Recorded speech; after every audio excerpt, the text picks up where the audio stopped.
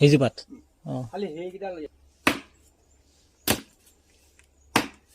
এইটো বৰ পটককৈ বাঢ়িল দেই পুলিটো।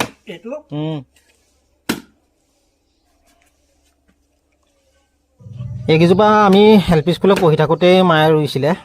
আজি বয়স হ'ল 20-25 বছৰ ওপৰ হ'ল।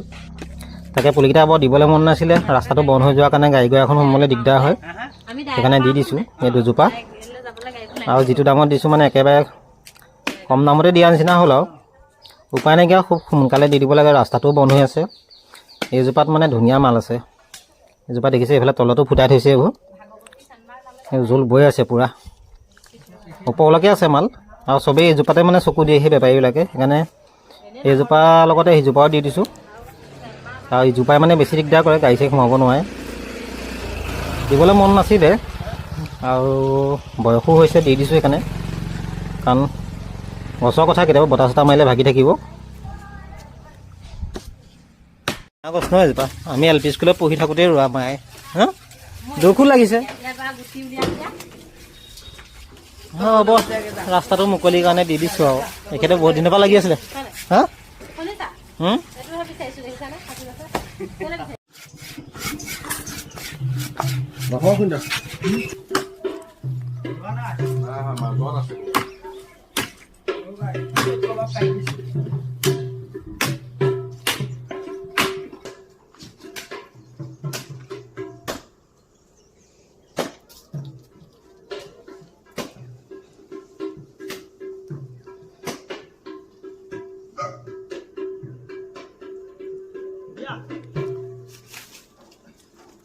আৰু মাৰিব লাগিব যেন পাইছ।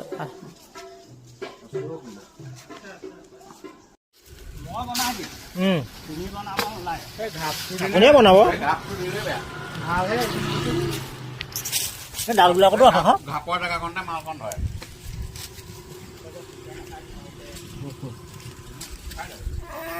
এইটো ফুটা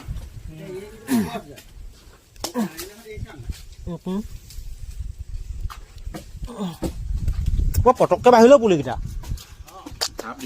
নহয়, মাটিটো পেলাই দিলোঁ যে, এই মাটিটো পেলাব লাগে।